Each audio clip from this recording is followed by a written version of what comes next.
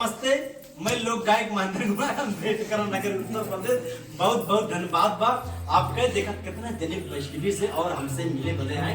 अच्छा वैष्णवी भाभी बताओ फिर सबसे मिले बने आए कैसे लगा? बहुत अच्छा लगा और भगवान की कृपा सब पर बनी रहे। सबसे बढ़िया हाथ जोड़ निवेदन बा जितना जने हमारे सबका देखा तो है और जितना जने के चैनल हम सब पार्टी सबके सपोर्ट कर, सबका साथ सबका विकास, जय जयकार हो आप सभी का। तो देखा वैष्णवी भौजी कौन गाना लेके आवा थे तो क्या कहा चाहते आज इतना जने आया सभी के चैनल पे हम और महेंद्र भैया बैठे हैं। तो आप सबके बीच एक बहुत प्यारा सा नाच गीत लाए हैं। कैसा लगा कमेंट करके बताइएगा और फुल सपोर्ट कीजिएगा। बिल्कुल बिल्कुल कि हम का झूलानी बिन तरसोया मलम जी तोरा पे राजी ना। कि हम का झूलानी बिन तरसोया मलम जी तोरा पे राजी ना। कि हम का झूलानी बिन तरसोया मलम जी तोरा पे राजी ना। महला बनाया तू महला बनाया, महला बनाया तू महला बनाया, महला बनाया तू महला बनाया, महला बनाया तू महला बनाया।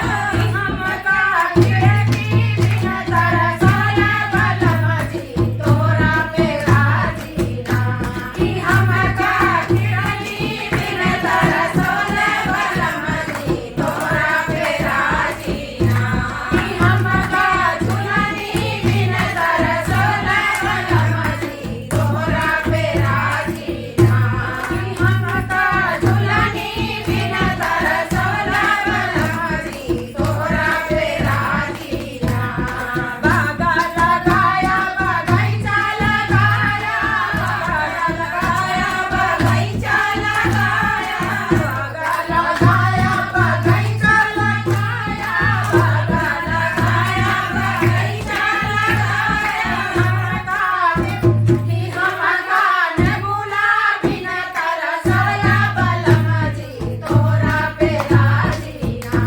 कि हम का नेबुला बिन तरसोया मलम जी तोरा पे राजी ना। कि हम का झूलनी बिन तरसोया मलम जी तोरा पे राजी ना। हम का झूलनी बिन तरसोया मलम जी तोरा पे राजी ना।